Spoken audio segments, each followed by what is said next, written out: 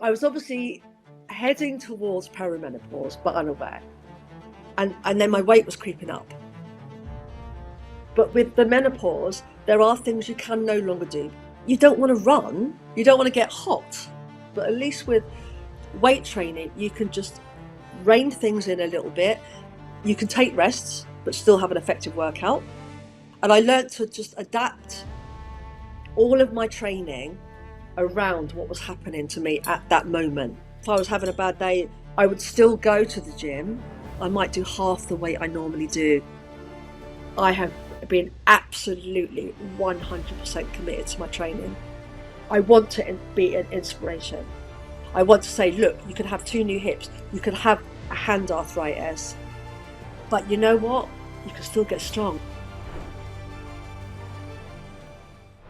I really think you're going to find this a relatable yet inspiring episode where I speak to Shirley, who gives a real honest and raw evaluation and interpretation of her gradual process of menopause creeping up on her without realizing until it suddenly hit her with all the symptoms. But then also how strength training helped her regain control. And not only that, she managed to lose 10 kilograms as a result of starting strength training and eating right. So she tells us a bit more about that. And then she tells us something else that happened afterwards that derailed her progress not once but twice, but how she then used strength training to get back on top of that as well. So listen on and you'll find out what happened there. But I think you're really going to enjoy this episode. So enjoy.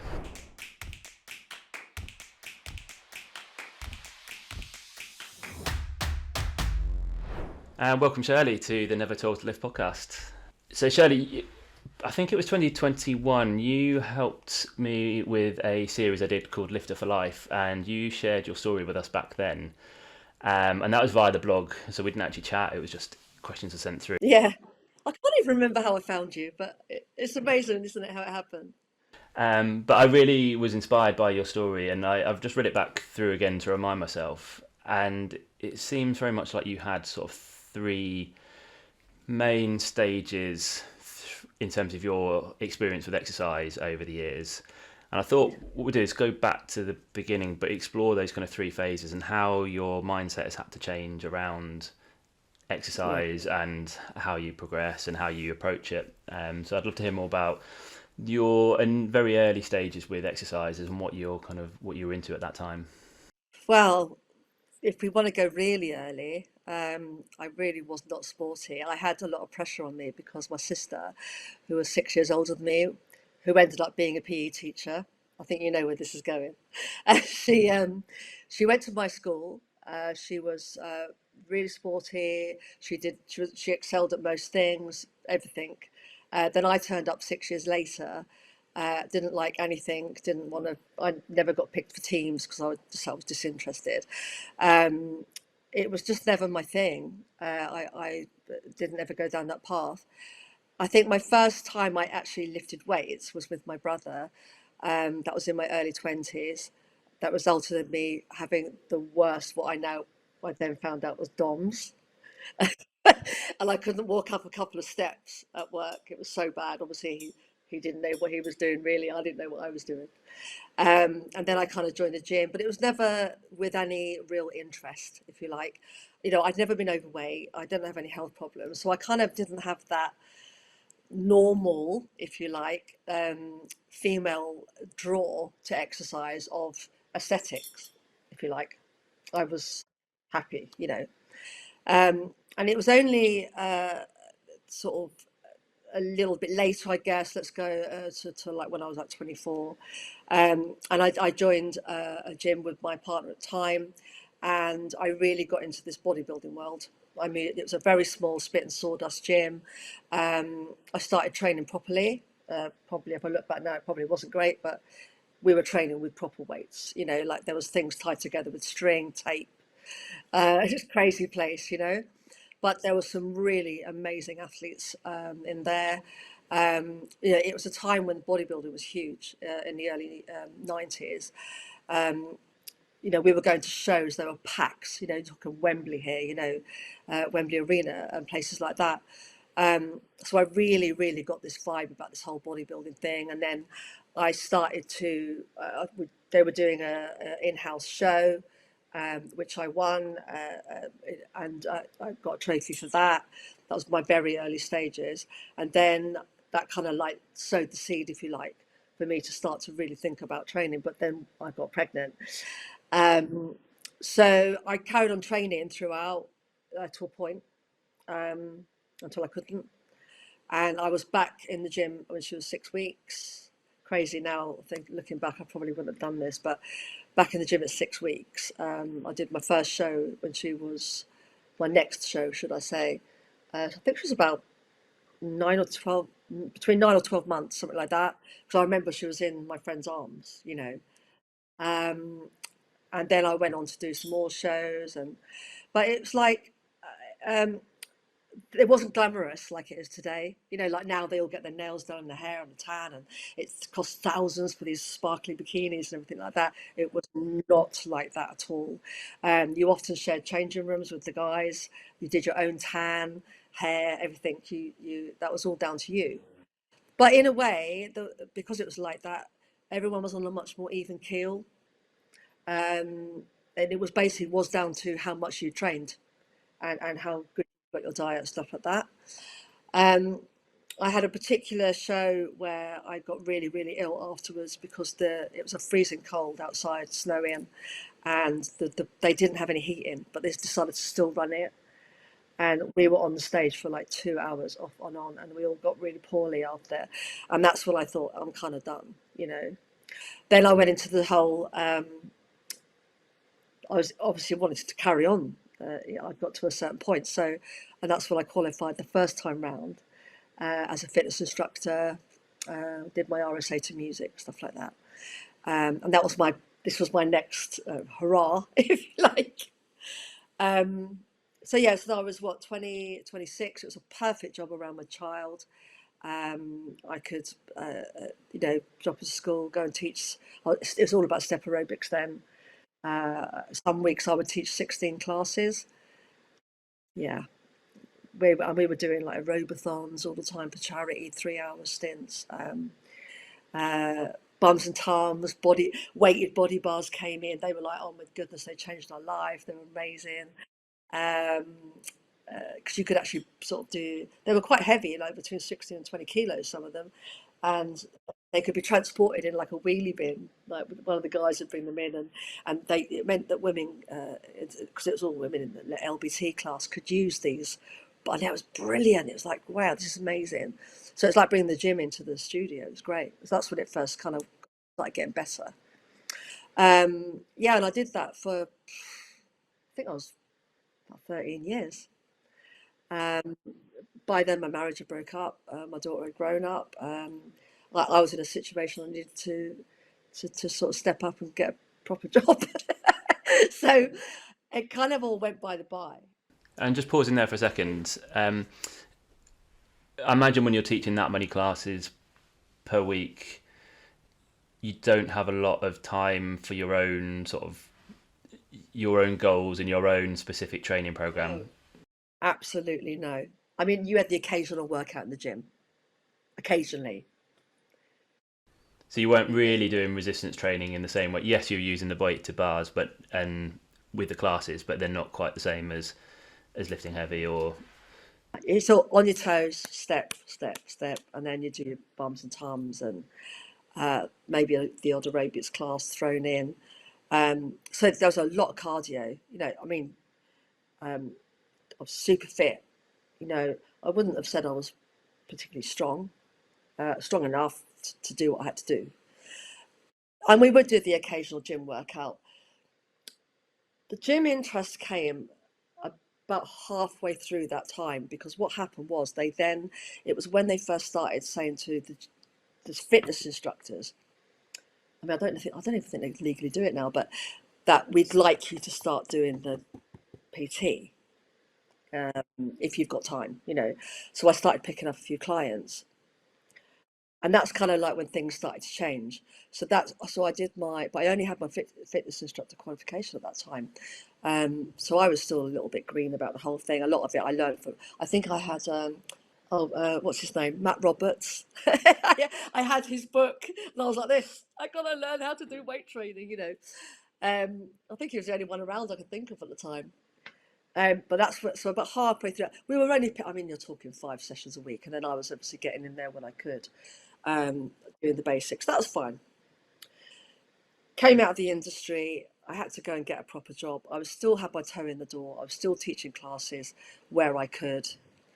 And then the place I went to work at had a gym, which was great because then I had this whole gym to myself because they were saying, oh, you know, as part of your job, you can work in gym.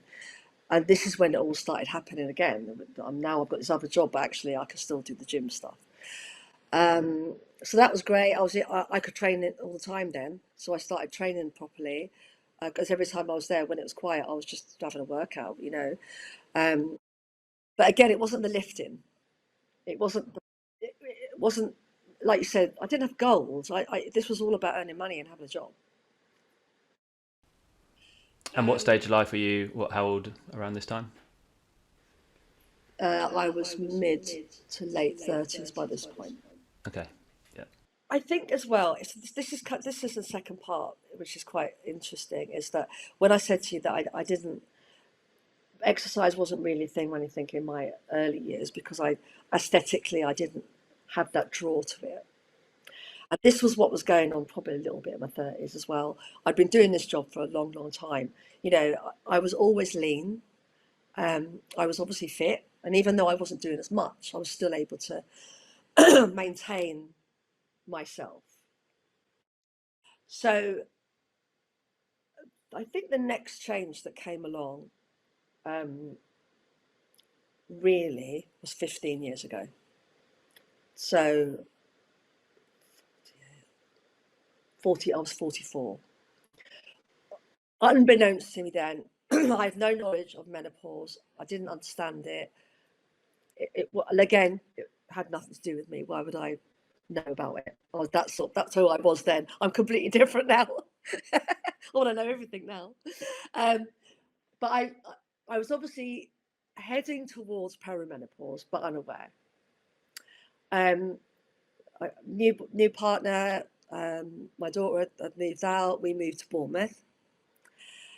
He had a background of training and martial arts, and he was very keen to get into a gym and start training together, which was brilliant. And and that's what we did. Found a gym. It was a normal, kind of like a gym group type gym. Um, really great gym. Part of a little chain down here. Very, very popular. Um, and we absolutely loved it. We started training properly, and this is when I was getting him to help me to actually lift weights, and I was doing really well. I took to it really well. We trained there. Then we moved to the next gym when we moved home 2 years after that, and then that's when I went into the lifting. The gym we went to was actually a powerlifting gym, mostly the new gym, and that was literally 2 minutes around the corner. So then the squats, the deadlifts, the glute bridges with the barbell, you know, they didn't have the stuff I was used to using, the lat pull down and all those sorts of bits. It was all barbell training.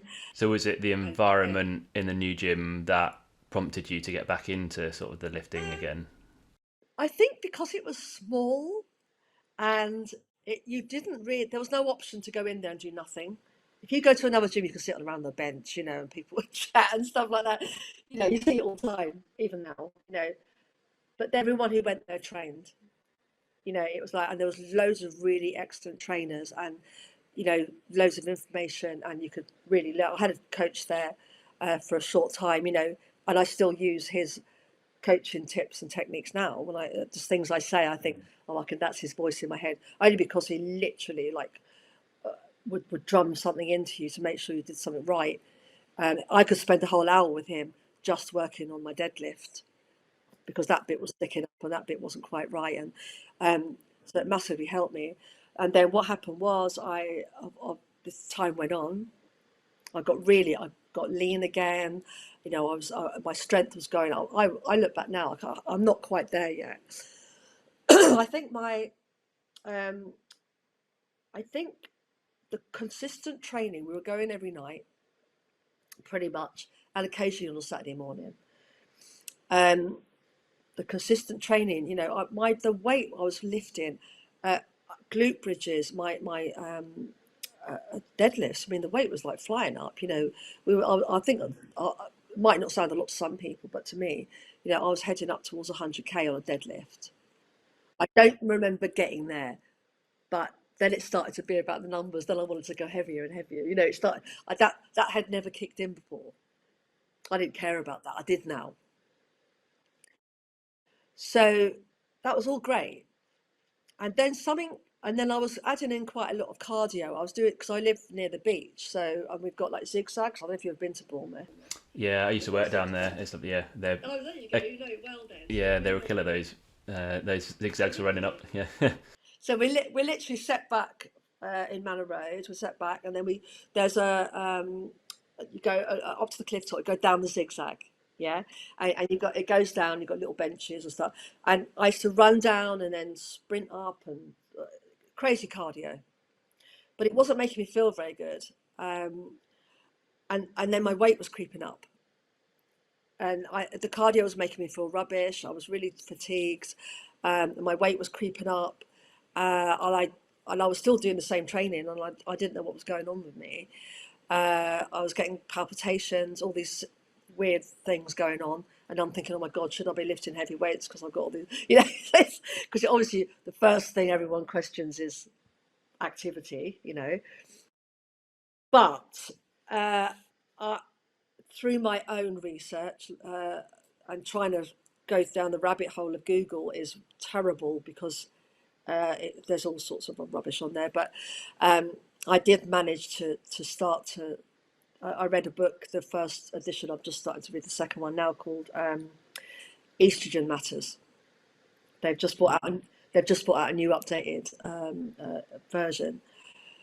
I can't even remember now who recommended it to me, but they said, "Look, have a read through it and then see if any of it makes sense to you. That anything sort of locks in."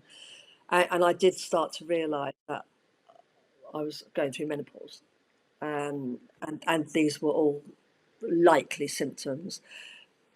But at the same time, you've got to kind of you still got to be a little bit careful. I had other symptoms that I won't go into that were, I just knew that I was 100% sure.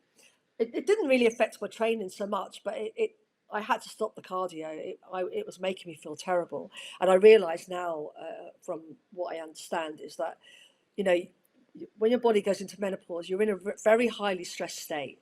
You know, you might have half the days of the month you feel like you're just running on nervous energy all the time. You like your fight or flight. Your cortisol can be very high. You're waking up at 4 o'clock in the morning, and if you then wake up at 4 o'clock in the morning with really stressed out, and then you go for 10 laps of and put your body under more stress, it just makes you feel really terrible. So I cut that right down. I addressed my diet, but I carried on with the weight training. Uh, and to be honest, if I hadn't been doing that, I think getting through it would have been really, really difficult. I, because it's the only thing that helps. It's like it's really hard to explain if you haven't been through it, but yeah, you can still lift weights, but with the menopause, there are things you can no longer do because it just especially when you get hot flashes and things like that. You know, you don't want to run.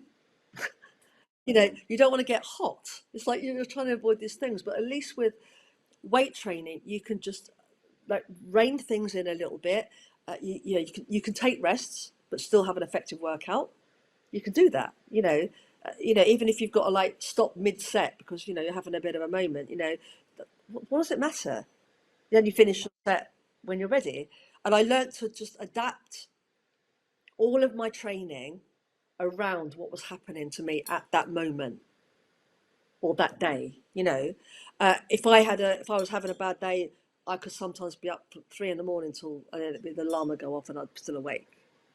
So, but then I would still go to the gym, But you know what? I'll go through the motions. I might do half the weight I normally do, but I just, you know, I'm literally going through the motions. But it got me through, and I lost 10 kilos. That I had actually. That's what I was going to say. When I finally confronted this mystery weight gain, it was 10 kilos. Yeah. You know, And that's cutting out cardio, and you still manage, because a lot of people would think cardio is what I need to do because I've got the weight gain. I'm telling you, it it was the biggest eye opener, and has been ever since. So basically, yeah. So I that 10 kilos. I've spoken to other women about this. It literally feels like it goes on one night, and then you wake up in the morning and it's there. It doesn't creep up. It's almost like, what? Who's that? You know what? Why can't my leggings fit today? You know, it's quite dramatic. I mean, I know it doesn't happen to everybody, but it's quite dramatic. But by cutting my cardio, and also addressing insulin resistance as well. Thing I learned through this book was that you get sluggish, your sluggish response to carbohydrates, which is why when you eat carbs, you're like this, you know, and it can't kind of get going again. And that can also lead to the storage, and then it leads to the fat gain, because it is just fat. I'm not going to dress it up here. It's in place. Nothing fits, you know. It's like everything's like that, you know.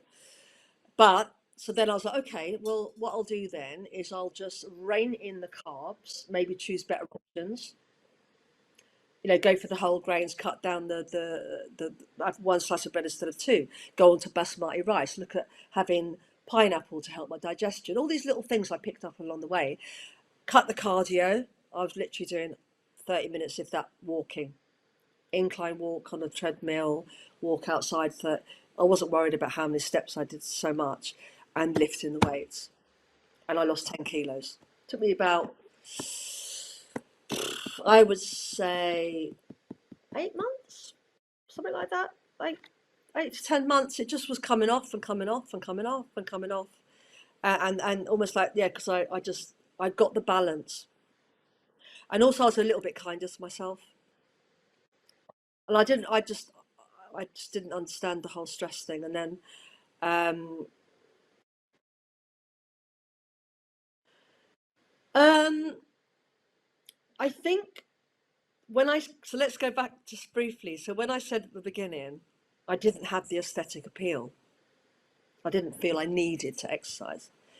Um, and it's like, and that's happened to me in my 30s. I didn't feel I needed to do it. I was just doing it, and I was always slim. But this was different.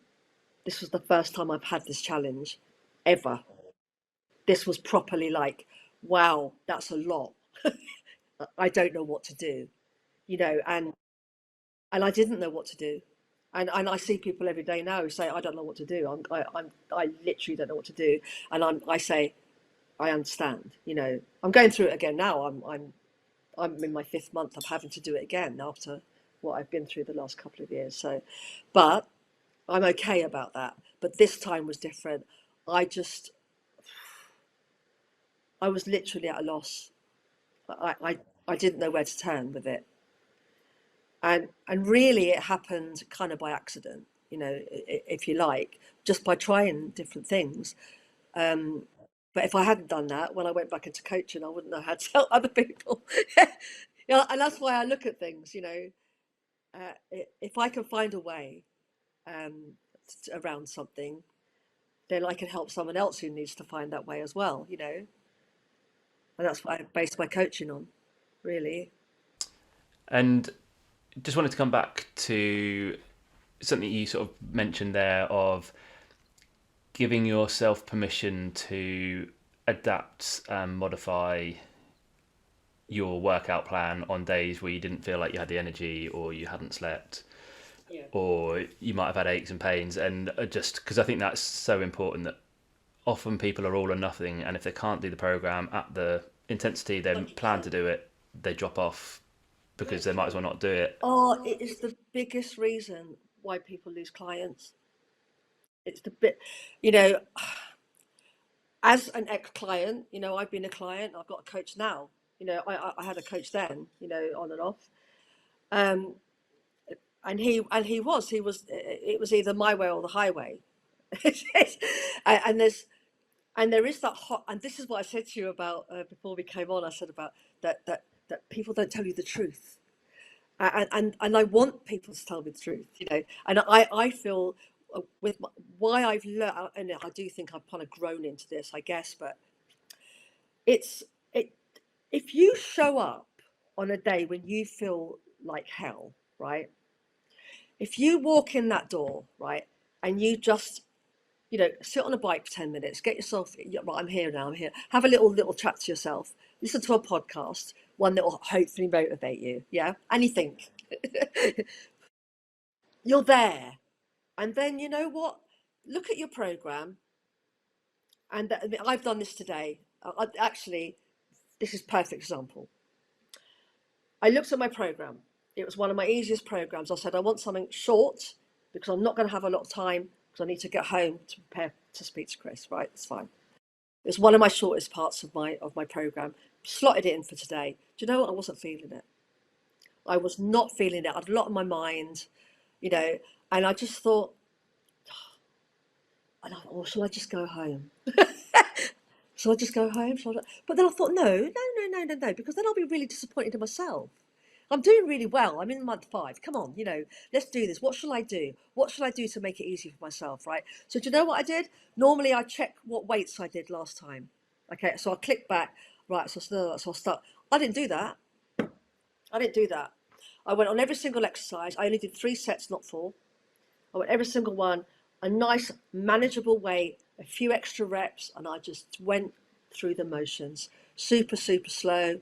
Went on to the next machine. Wasn't really in my head. I wasn't really concentrating a whole lot, and I did every single exercise, 1 set less on each one. I don't even know what weight I did last time. I didn't look, but I went round. Do you know what? I felt so much better at the end of that hour. And I actually messaged my coach and said, done it, completed it, wasn't really feeling it. I'm tired today, I'm fatigued today. And he was just like, it doesn't matter. You went in, you did it, well done. Brilliant. Tomorrow, he said, tomorrow will be a better day. And it will. I bet tomorrow I'll be flying. I'll go in there, I'll be smashing out the PBs. But I already know I will. I don't know if you've read the book Atomic Habits by James Clear, and he talked. Yeah, I try and going back through it again at the moment because you pick up different things every time. But yeah, he talks about the fact that if you're not feeling it, if you've got the goal of achieving a certain number of workouts per week or doing something every day, if on the day that you don't feel it, you still go in and instead of doing 5 exercises, you just do 1 exercise and a bit on the bike, like you say, you can still tick the checkbox to say I went that day and still feel some sense of accomplishment rather than, like I say, if you just didn't turn up, you'd be disappointed in yourself. It makes the next one harder to turn up to. Yeah. You'll just waste that time, and it's unlikely if you're in that mindset and you don't go, that the time you have because of missing it will be productive. It's unlikely that you'll use that time. Because once you're in the mindset of like, oh, I just don't want to go, I just can't bother, you're unlikely to do something productive, So you may as well go. I mean, sometimes you go and you might just meet someone who you haven't seen for ages who makes you smile, and you have a bit of a laugh together, and then you'll end up going, oh, what are you here for? Oh, I'm going to do this today, but I'm not really feeling it. Well, should we go and do it together? Let's go and do something together. Let's go in the spin room and put a class on. Let's get on the bikes. Get on the bike, have a chat. I used to have one client who used to come to me. We spent an hour on the bike. She was having a bad day. I was stood next to the bike, and she just cycled for an hour. Tell me everything. But she showed up. She just did an hour on a spin bike, and then she'd go home. Felt better. Amazing. So just my advice would always be, go. Do something. There might be a class on that's got a space, so you can just go in and get told what to do and you don't have to think too much. Go and sit on the bike. Get Netflix on your phone. Watch an episode of, a series that you're watching. I sometimes, if I particularly don't, like stair climber. Let's not go down that road. But I'll put I'll read my Kindle. Because if I'm reading my Kindle, I can do the stair climber for amount of time. I won't tell you that. But I can do it because I'm distracted. Yeah. It doesn't matter. Do something, you know, and then feel good about yourself. Yeah. You know, and like it's right. You know, tomorrow you'll probably have a better day. You know, tell yourself you will every morning. That's what I Yeah. say. And then coming back, and I've mentioned it briefly once, but I just wanted to go back and focus on it a bit more in terms of when people, particularly due to menopause, have that unexpected weight gain. They say they think that they have to increase the cardio to counter that. They think that lifting weights will make them bulky and therefore make the increase weight on the scales and make them feel worse about themselves, and then they become overly restrictive in their diet. You know all about this. I can tell. I know. We must have both heard it many times. Yeah. Yeah, and then the other thing is the lack of estrogen doesn't make tendon. It's not great for tendons either. So suddenly increasing the cardio can then make tendon pain hurt, and then you then become actually less active, and the weight going goes up more, and then you've got more weight going through the tendon, and it becomes this horrible vicious cycle. Yeah. And I think just hearing your story there of I cut the cardio out, I maintained what I was eating, I just changed the ratios of Right. carbs and everything, but you didn't suddenly just stop eating altogether to really restrict your diet, and you maintained the lifting weights, and you didn't put on weight despite doing that. I You lost. lost the 10 kilos. In terms of the diet, how much did you sort of focus on ratios of? And you mentioned the carbs. What about protein I've and? never, I've never really gone down the road of macros. Like, that's kind of comes naturally from what I see on my plate, if you like. I've never really focused too much on percentages as such, but what my sort of rule of thumb then was, um, would be, I sort of like the plate. I always say the plate is in the three. So you've got two little bits there and then one big bit here. So that's my protein on the left. You know, that's my main part of my plate, and then I've got my veg, and then I've got my carbs. Whereas before that, it was like carbs, protein, and then a little bit of green just to sort of make it look healthy, you know. So it was literally a case of just turning the plate a little bit and moving things around. So and it really worked for me. You know, even I mean, I think the first thing you need to do if you think you're going through menopause and you're maybe already working out and training and stuff like that, and you're just starting to notice that no matter what you do, your weight's creeping up, is if you understand estrogen matters. I know I've mentioned that book before. It's brilliant. It can get a little bit sciencey and a bit much, but one good thing to do is to look up a diagram. I've got it on my Instagram, but which shows you where estrogen receptors are in the body. Okay, if you look at that as a woman and a male as well as a trainer yourself, what that helps you understand is that these areas in your body are off and on, because it's not a complete depletion all of a sudden overnight and then you're in menopause. You know, it's up and down. You know, sometimes it's worse there and they're there, and some people, which is why the symptoms are so then really hard to pick up blood tests, because it depends what sort of day you're having. But it will show you.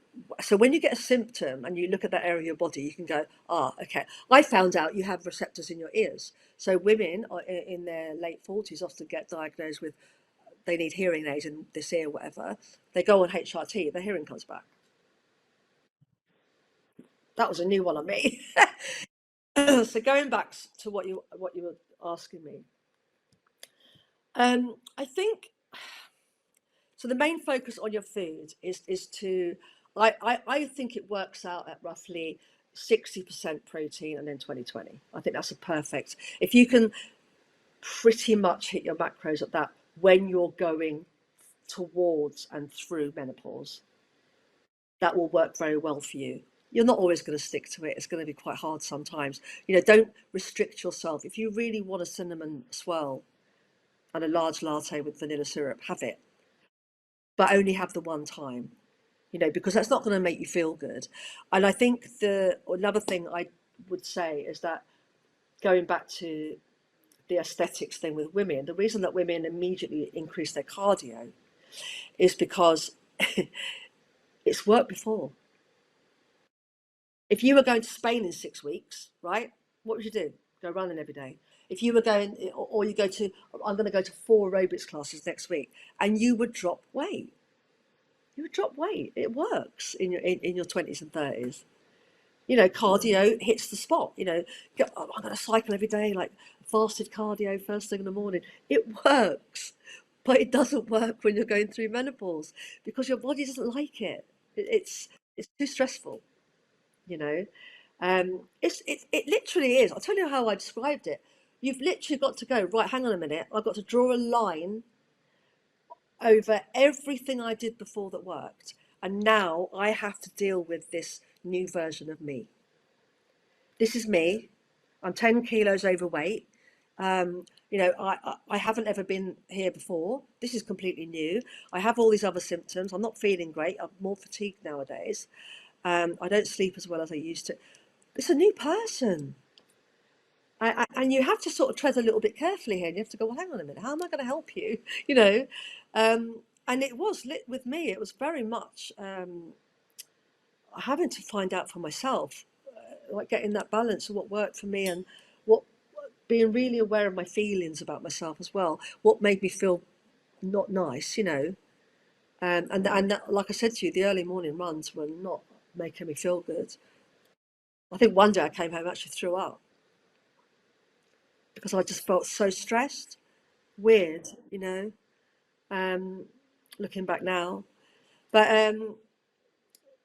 like I said, it's just you've got to start to be really aware of your body, um, and its capabilities now because it's different. It won't, and then it'll be different again. Like whether you choose to go down. Yeah, and whether you choose to go down the HRT path or not, some people choose not to. They don't need it. They don't feel they need it. They don't. They may be quite. They haven't really got that many symptoms. They haven't really struggled. I know people who literally sailed, no weight gain, no nothing. Um, and that's great. But on the whole, there does seem to be this. I think obviously the world nowadays and the diets out there and everything, there does, and it's very much in the forefront now, isn't it? Menopause. Everyone's talking about it. They're renaming products in Boots that were formerly just whatever, and now they're called Meno, blah blah blah blah. Very naughty, really. Or they call it Meno washing. Let's just rename it, and then we'll make a whole extra department. It's a bit naughty, really. Those products, if you look, what you need to do is you need to, again, have a look at the ingredients. Don't be running around spending hundreds of pounds on things that are going to take away your menopause because they're not. You know, Certain things might help, but that will normally be helping with maybe pain, aches and pains and everything. But the food and the training is what does it. Yeah, brilliant. And then moving on a bit then, so you mentioned that in the last few years there's been another change that's affected your training. Is that something you're happy to go into? Oh my goodness, where do I start? Um,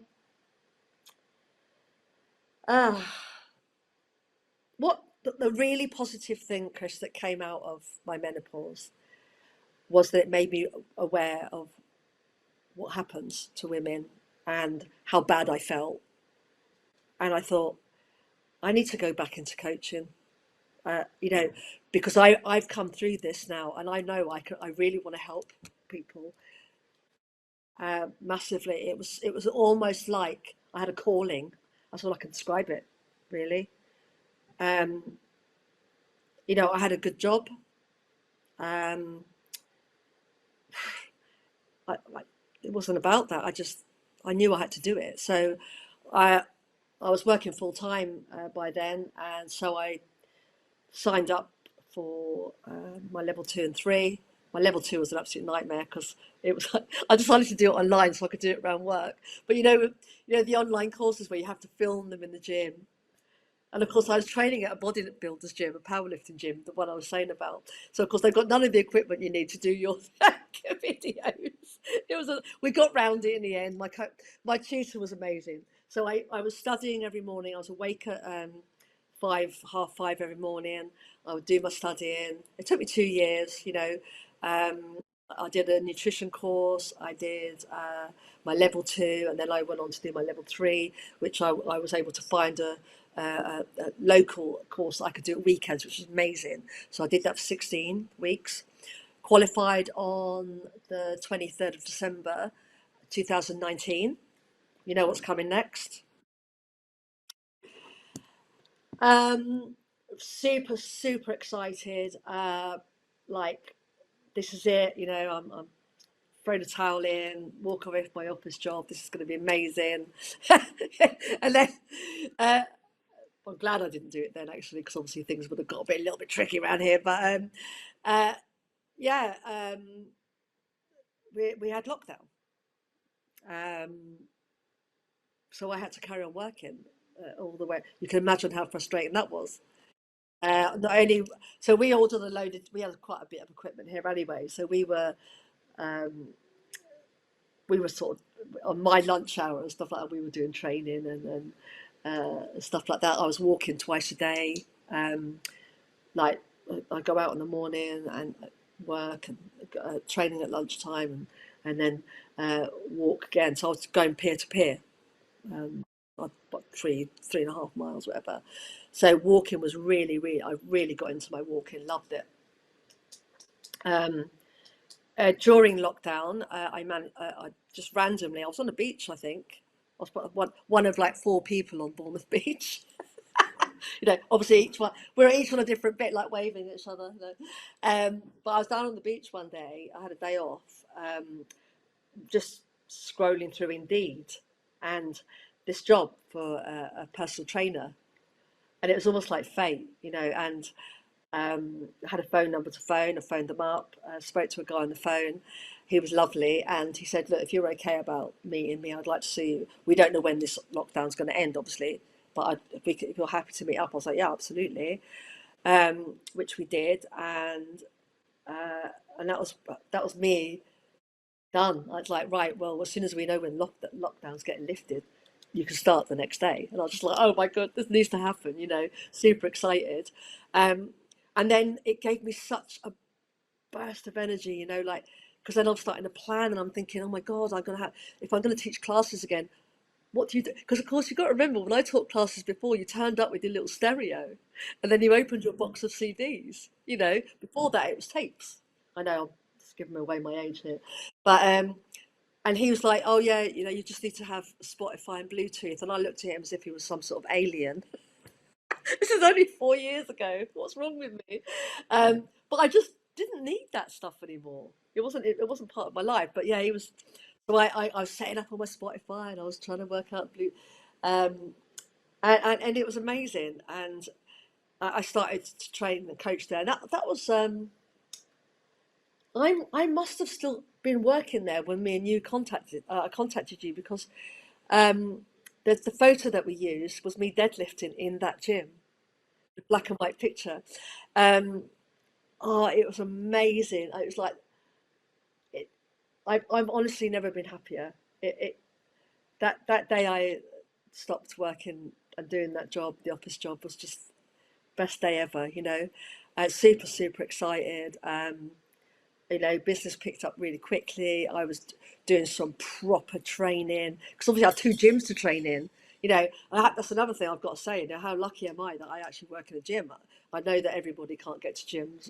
It's not so easy when you work and stuff like that. But I am extremely lucky to work in a gym. But so yeah, we were training all the time. We are trying out new stuff, because when you've got other trainers as well and you don't know them and they're from different walks of life, younger than me, uh, you know, they sort of, you learn stuff from them as well. It's great. It was a great atmosphere, and obviously we'd come out of lockdown, so everyone was like super crazy, uh, like wild animals, like running around, um, and that was great.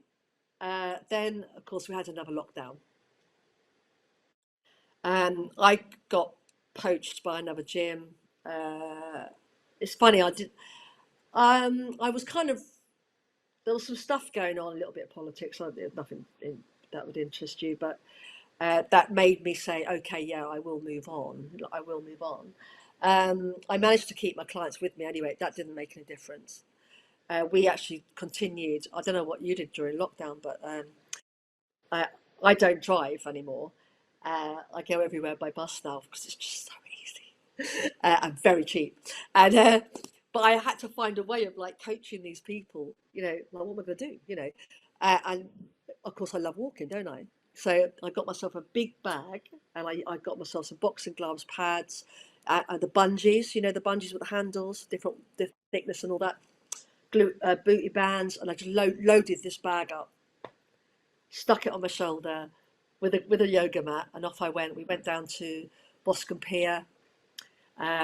We did boxing. I tied all the bungees around the rails so we could do different exercises, different heights.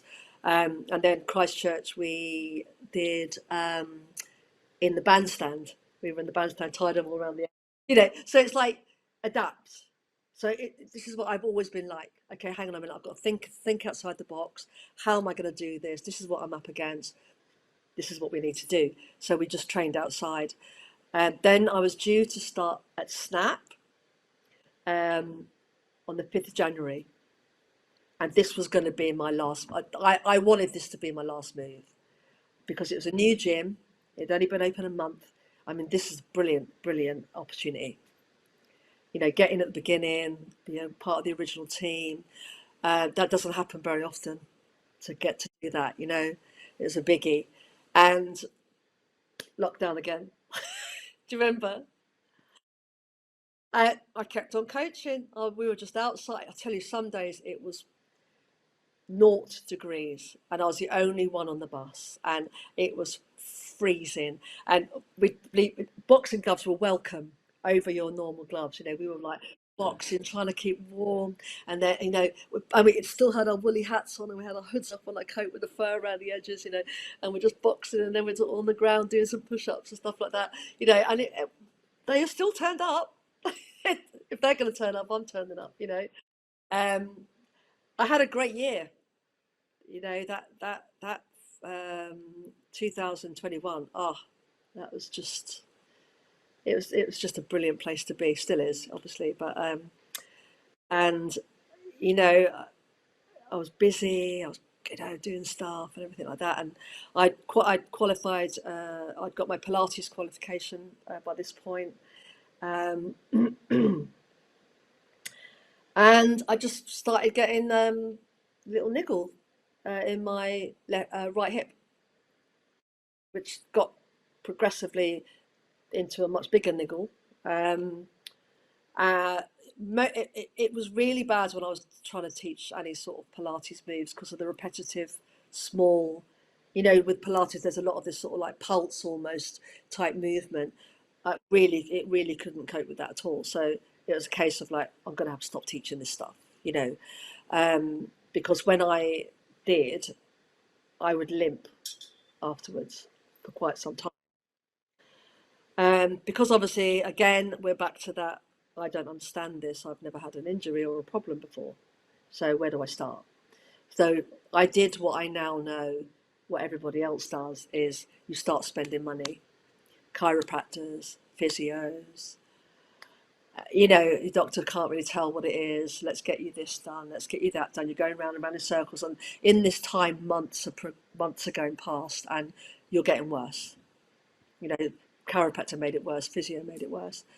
And I finally got in front of someone.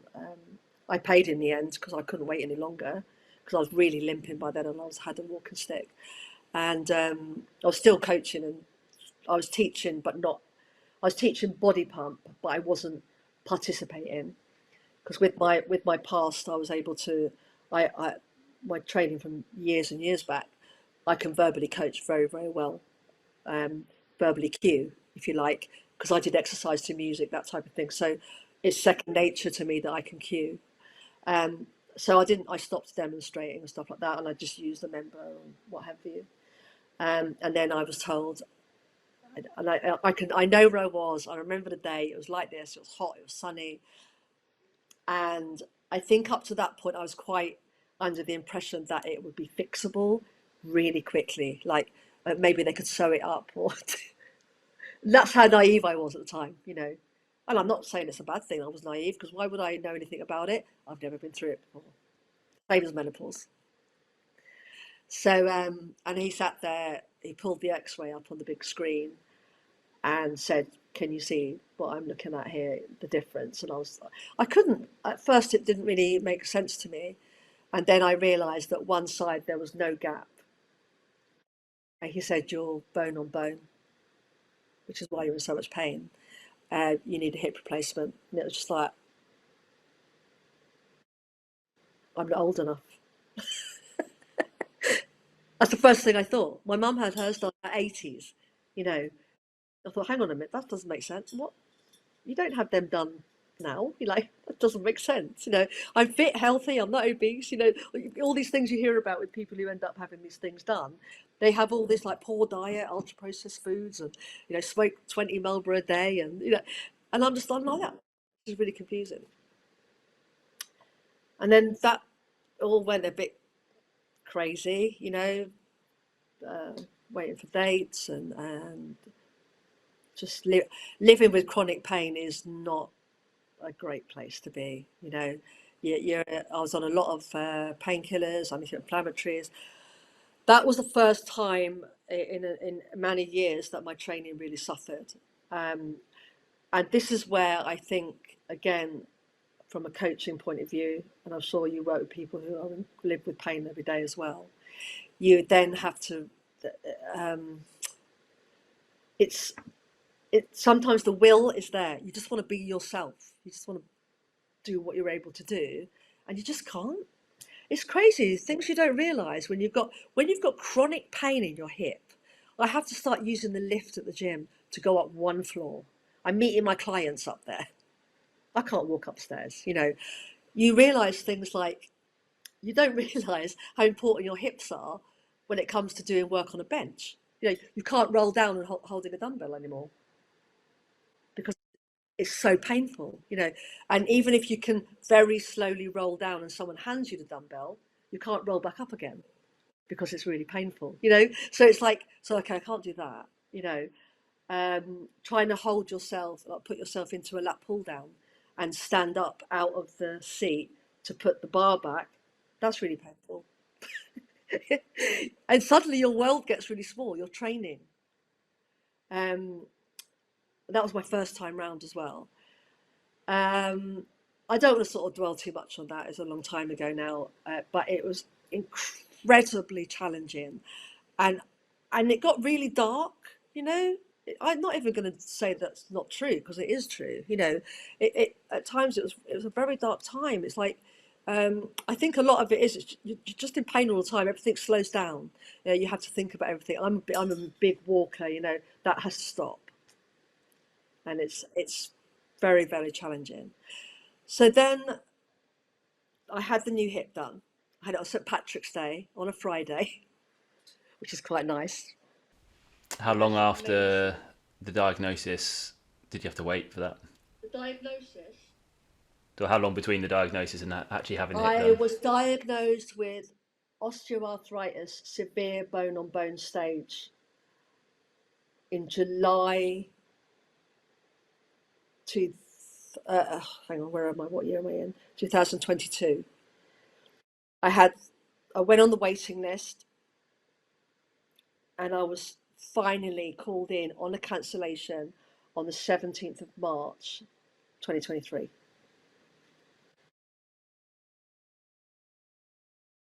That was a long 9 months. The weight's obviously creeping up by now because I'm not able to. I literally cut my activity down by 80%. I couldn't walk anywhere. I couldn't do the lifting I was doing before. To be honest, most days all I wanted to do was go in, see my clients, and get home as soon as possible, so I didn't have to be on my feet. Because when it's weight bearing as well, it's much more challenging. Um, but it it was amazing. It's like literally, even though you have pain from the op, they get you up that afternoon. Like literally, you have a bit of food, and they come around with a cup of tea and stuff like that. Physio comes around a few hours later, which is why you don't have. Well, I opted not to have general. I had sedation, with an epidural, because it means that you're very, very with it. Once you come out of your sedation, you're back to sort of normal. They get you up, walking up and down, a walker, then the next day I did stairs, it was amazing. So even though it's a different pain, it's not that horrible pain. It's this is going to get better pain, one of them. And I knew at the time, if I just do my exercises, and keep going. So I actually sort of treated myself like a client. I put myself a program together, incorporating all the exercises they wanted me to do. I suddenly got kind of lust for life back, and so I was out walking every day on my crutches. I was coming home. I had my routine. I was doing all my exercises, make sure I did on both sides, not just the operated side, which they don't tell you to do that, but I would 100% advise that. If you have exercise to do on one limb, just do them on the other. It just makes sense, like, and make it into a proper little rounded program. Um, yeah. So, and I recovered really, really well. Literally, it's just come up on my memories today. It was I so today at that time I'd gone for my 6 week check. They were absolutely delighted with my progress, and I'd gone straight from there on the bus to the gym and had a PT session with my trainer, and we were boxing. I was like going around and doing pad work 6 weeks after. Amazing. Uh,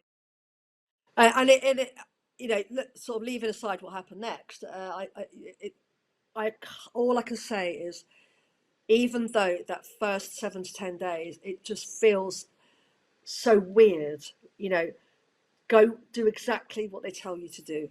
Don't go off on a tangent, or don't stray away from what they say, or go back to the gym too quick and do, because everyone I know who does that, they don't have a good recovery. Stick to exactly what they want you to do. Do it for 6 weeks until your first check, at least. Don't drive, don't do any of that stuff. Focus every single day. It's all about you. Eat a really good diet, take care of yourself, have a little lie down and sleep if you need to, but just do exactly what they say, and I'll tell you, it makes such a difference. And did you have any hesitation about getting back to being active afterwards? Because again, I see a lot of people who worry that it might make things worse again, and they actually think maybe it's a time to do less and try and protect myself. I think what you have to get your head round is, it's like a newborn baby's hip.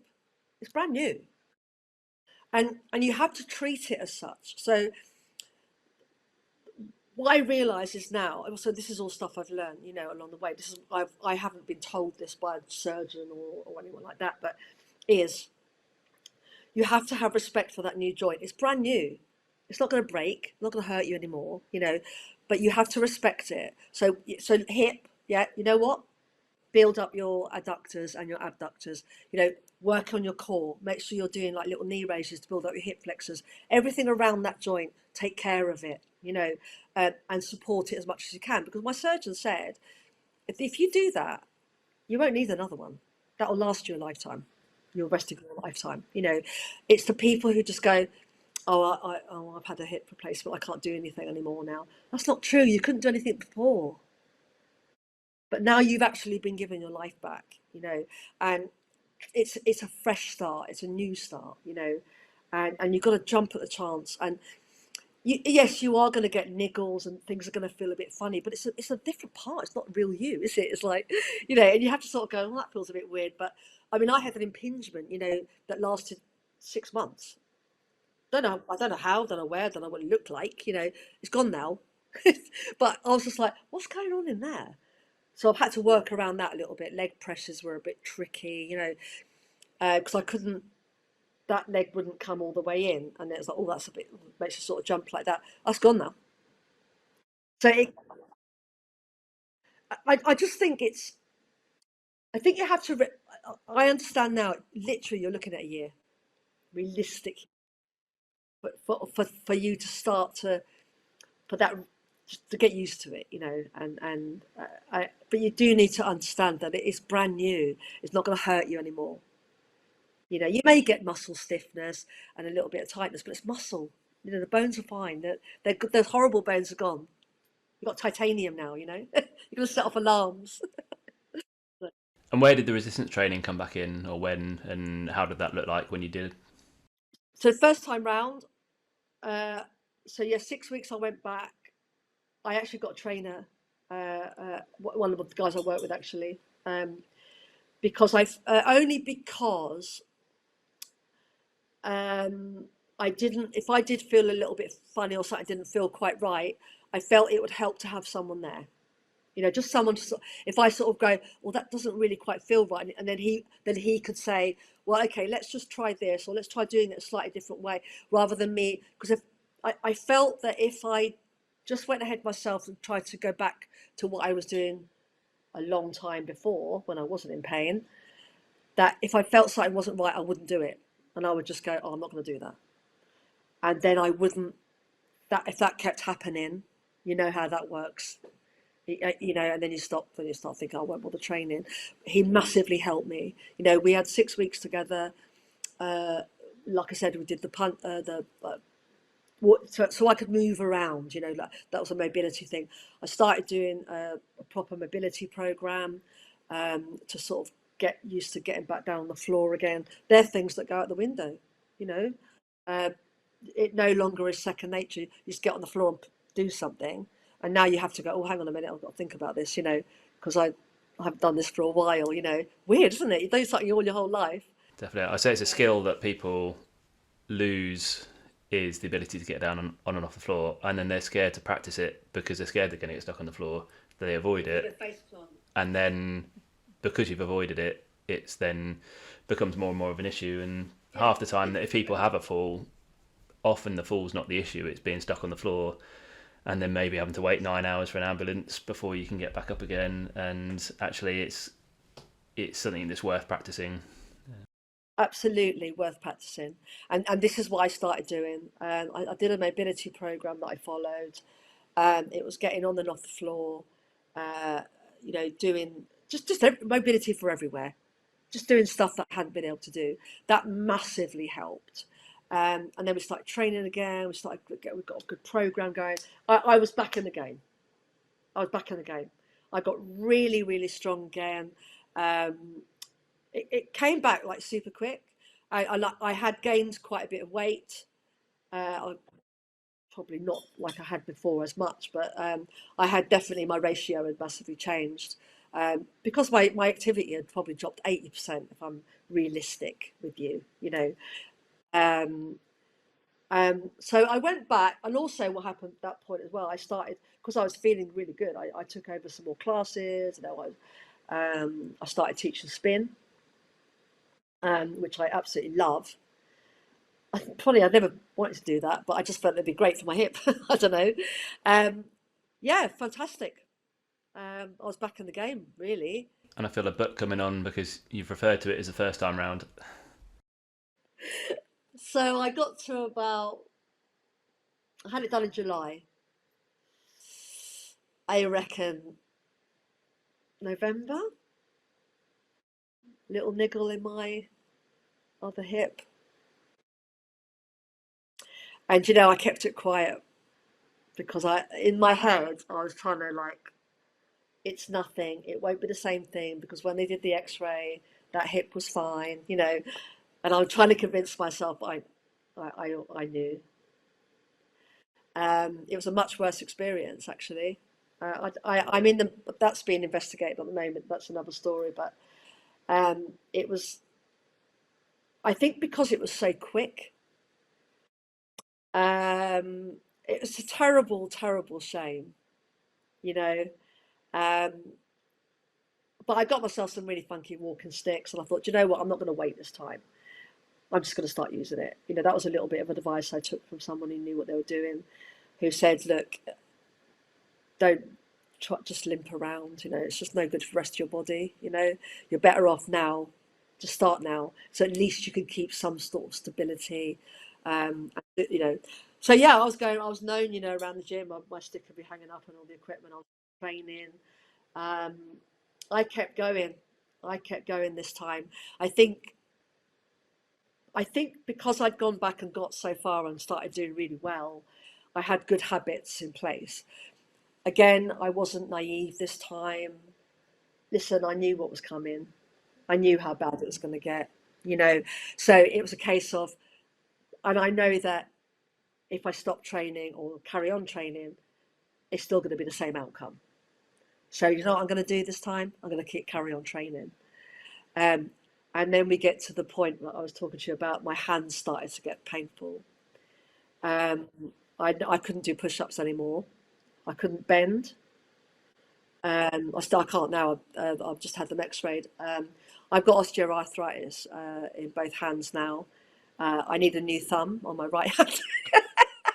It's been quite an eventful 2 years. So backtracking on that. So what happened was, I started to teach. I was teaching spin. I then discovered, obviously, that oh, uh, there's things I can't do anymore. You know, how am I going to get around this? Okay, so my partner and I sat down and we started looking at because he by now he was working in the gym as well, a different gym, different straps that are available out there. So things like lateral raises on the cables, yeah. So I would normally hold the end of the cable and just pull it, but I couldn't do that anymore. So we got the wrist strap with the little hook, yeah. You hook that on, doesn't hurt my hand. Perfect, yeah. We bought what effectively is a mini TRX. It's literally looks like you've probably seen it, yeah? And it can be adjusted long or short. And that's brilliant. Tricep push downs, pop your hands in, tighten the straps. You can do them really easily. Tricep push downs, face pulls, yeah? So it's trying to find ways. I got, I found that I can do uh, deadlifts if I use hooks. You know, the hooks, because long as I literally just use these fingers as a resting point without the wraparound of my thumb, like with lat pull downs and things like that, fine. So I've had to adapt. This is sort of more recently, let's say, over the last few months. With my hands, I've had to just adapt all of my what I use to do certain exercises. You know, the rope with the two ball things on the end that people use. That's a no-no. So I was there. Obviously, there are cable crunches. However, I discovered if you put two handles, you know, the ones with the two straps, put two handles on the cable, perfect for cable crunches, and I can just use them as a hook. So it's been very, very helpful from a coaching point of view because I've been able to help a lot of people just who said they couldn't do things anymore. I also discovered a push-up board. uh, TikTok shop, somebody brought one to my classes, and I'm like, hey, that's quite cool. Like, because she's got bad wrist. I said, where did you get that from? She said, oh, TikTok shop. And then but it's basically a board with lots of holes. So it's a classic. Oh, you know, such a simple. Right, but I can go like that again, like this. You know, hook, and I'm banging out 40 push-ups, 3 sets of 10. Amazing! How good does that feel to do push-ups again? You know, so it's going back to what happened. So obviously the hands thing I've just covered, but so my second hip. Oh, but this time do you know what? Even it was incredibly painful, you know. But from a mental health point of view, I knew I had to just keep going this time because I understood now it wasn't going to make it worse and it wasn't going to make it better. So what do I do? You know, so the best I can do is just keep building those muscles around the area, you know, around this sore hip. You know, I'm still doing leg extensions, seated leg curls because I couldn't do the lie down ones anymore. Abductors, even though I was very, very, very small. You know, that I wasn't even hitting the sensor. You know, I do like 5 reps. It's like, what do you mean zero? You know, um, who are you anyway? You're not the boss of me, you know. But you know, I've had to lift my leg up and over to go onto the other side of the abductor machine. You know, I mean, it's incredible, really. And I was still teaching spin until 2 weeks before my op. because I literally couldn't get on the bike. Because I could teach spin by just moving on the lowest level. I could move like that forwards, and that's fine. But I couldn't stand up or sit down, stand up and then sit down. So what I did was I just used hand signals. So again, I could still teach. I could still teach body pump. I'm walking around with my stick, but the girls knew, I would be able to verbally cue, and I'd still walk up behind them, but I had a stick now, see. So if they weren't quite doing it right, I'd just give them a little tap, I'd start using it as a sort of tool. But so yeah, the second one, I was incredibly lucky with the second one. I saw the surgeon in December. Luckily, he hadn't signed me off. Um, he said it was in my interest. I think he had an inkling something wasn't quite right. But he said, I'm not going to sign you off because I'd like you to come back in a year. I'd like to see how you are. They also use it for research purposes as well. So because I wasn't signed off, I missed out on all that beginning bit. I went straight to the surgeon. It's like, this is what's going on. You go straight there. Missed out on all that. I saw him in December, around about the 12th of December. I had, I actually had the op done the 30th of July, which seems long, but the reason we left it, and I could have had it done earlier, but I was getting married on the 7th of June. Thank you. I didn't. We're having our honeymoon this year, so because I wasn't able to go, but and I didn't want to have the surgery and be on crutches for my wedding because of course I booked the wedding because I was all great and fine and wonderful the year before. Thought, yeah, we get married now. And then this time we went, yeah, we can go on honeymoon you know. Um, so yeah, so I we did delay it, but he did rebook the operation for the end of July. Uh, and I, again, it I really struggled with the recovery from this one, with my walking, and I've got some other problems with my foot now, and it's just ongoing. I'm being looked at now for an autoimmune connection somewhere or other because it just seems to be quite escalated in the last 2 years. So not sure what it's connected to. So I'm in really really good hands. So I'm not. And to be honest, whatever they come up with, it's not going to change anything. I'm still. So what I was going to say was, from a really positive point of view, is that and this is when you think of the last sort of 2 years, what I've just told you about. This time, I have my mindset has been so different. I don't know if it's because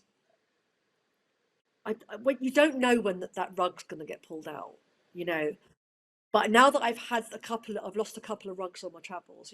It's like uh, I have gone back this time, and I tell you what, I am so like determined. I've gone back. So I actually, I would say I officially really went on this journey. I started.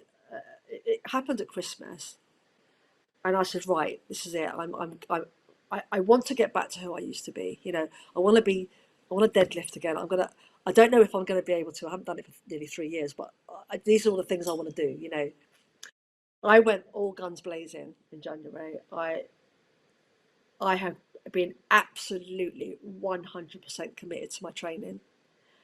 Um, I I haven't lost. I wouldn't say I've lost all the weight I gained, but I have dropped almost a dress size now. I've dropped 3 kilos, but I've lost a dress size. I'm wearing clothes now I wore 3 years ago that I couldn't get past my knee, but I've only lost 3 kilos. And what's happened is I've gone back. Again, I told you I've got a coach, and all I've got is the same workout. I've got 5 workouts a week. I don't always do 5. Sometimes I do 4. 5 workouts a week. Okay, they're set out in the week. If I have to move them around, I do. Okay, uh, I think I've done 96 workouts since the 3rd of January. I have been absolutely consistent because I'm so determined to. I want to be an inspiration. You know, I want to say, look, you can have two new hips, you can have a hand arthritis, and a really bad foot. You know, but you know what? You can still get strong. You know, I did my first deadlift. It was only 30 kilos. You know, I filmed it. My form was perfect. I haven't lost my form. You know, I was so happy that day. I literally could have just run around like a lunatic. You know, um, I did a trap bar deadlift, 60 kilos. Oh, just because I can hook. You know, I learned how to because I'm getting stronger because what's happened is the stronger I'm getting my arms, yeah, and shoulders, what I'm finding is when I do, I'll give you an example.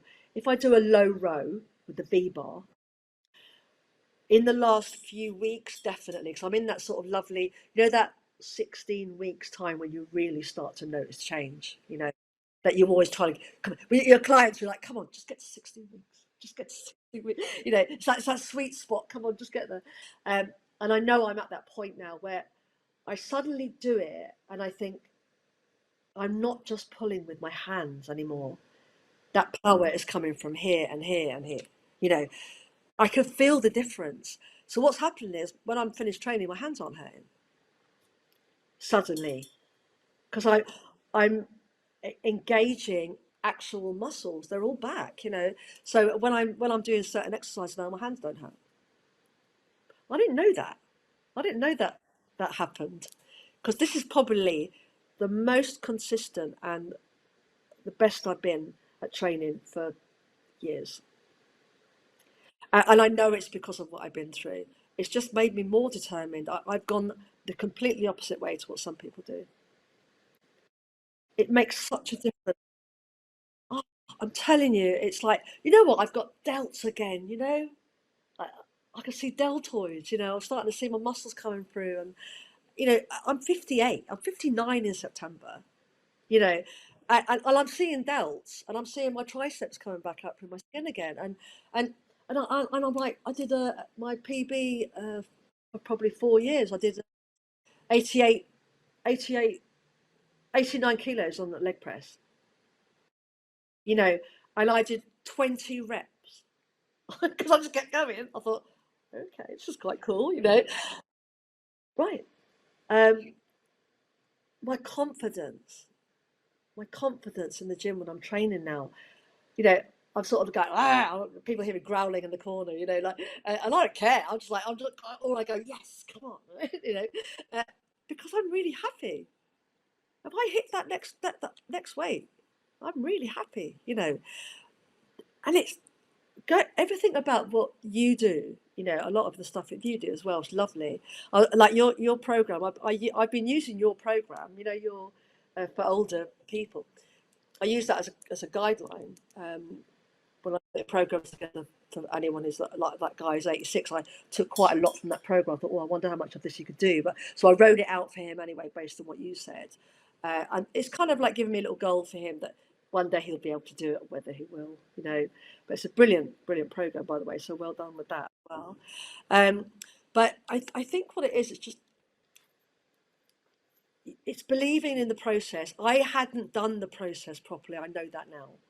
So this is what my message would be to someone is you're going to get told a lot of things. She's like, listen, I know that this, that, and the other, but even as a coach, I'd never really done the process that I get other people to do. So this time I did it. The consistent training, showing up, doing the crappy workouts when I was having a crappy day, you know, but then going back the next day and doing a great workout. You know, not being scared to try the next weight. I set myself a goal. Let's do something different every week. I wonder if I can do the stair climber. Okay, let's do that as a goal for next week. I wonder if I can deadlift again. I wonder if I can do knee raises. Started them last week. I can do them now. 8. I can do 8. My second set, I can do 4, but that doesn't matter. You know, I couldn't do them. I'm trying something new all the time. Probably sometimes even things I've never done ever. You know, split squats. Oh, amazing. I haven't been able to do them for years, you know. Um, Admittedly, I started on the Smith machine, but then I'm gutted because my stability wasn't great when you're sort of learning to get my stability. So what do? I adapt. I use the Smith machine for everything until I felt I was getting stronger, and then as soon as I got stronger, now I can do them without the Smith machine, you know. So yeah, it's believe in the process because the process works. I know that now from personal experience. Oh, that's brilliant, and So such believe a in the process. such a positive note. I think we can end on there, and but yeah, really inspiring, Yeah, yeah. and yeah, I hope a lot of people got something from this, and Oh, particularly about just the power of adapting and modifying around any difficulties that come. But you so said smart. you're based in Bournemouth, but you also coach people online. If anyone was to want to reach out to you to either sort of ask any questions about your story or ask if you can help them with their training, where's the best place for them to go to? If they're, I mean, not everyone's on Instagram and social media. If you are on social media, if you look at Shirley underscore Urban Fox Coaching on Instagram, I'm more than happy for people to email me, send me their story, you know, and if I can help them, that'd be amazing. At urbanfoxcoaching@gmail.com. More than happy to receive emails. That'd be lovely. Good. Thank you. I love to I'll put those share links in the show notes in the description. Oh, that'd be amazing. Thank And you. go from there. But I know I can't thank you enough for coming on and sharing your experience and to hear such Thank a you for inviting me. raw experience of both menopause and hip arthritis, and but see such a positive outcome in both cases is fantastic. So thank you very much. I can't thank Shirley enough for giving up her time to talk to us, but also to be so vulnerable and share in such detail her experience with menopause and arthritis, but also to share the inspiring story of how strength training can help if you are suffering from those. So I'm really hoping that if that is something that you can relate to, that you have been inspired and given hope that strength training and exercise and diet can help you to regain control. If you are thinking of getting started, but you just have no idea where to start, then I do have a free masterclass. It's just over an hour. If you go to nevertoldtolift.com/masterclass, you can find that there, and that's going to help you through all the theory, give you some ideas of exercises you can start with, and really just give you the basics and enough information that you could get started after having watched that. So again, it's nevertoldtolift.com/masterclass, or have a look in the show notes of this episode, or if you're looking on YouTube, you can have a look in the description below. If you are on YouTube, feel free to leave a comment below to Shirley and just let her know what you made of her story and if you've been inspired by it. And equally, if you're listening to this on the audio podcast and you have any messages for Shirley, please send them to me at chris@nevertoldtolift.com and I'll be sure to forward them on to her. But for now, I will see you in the next episode.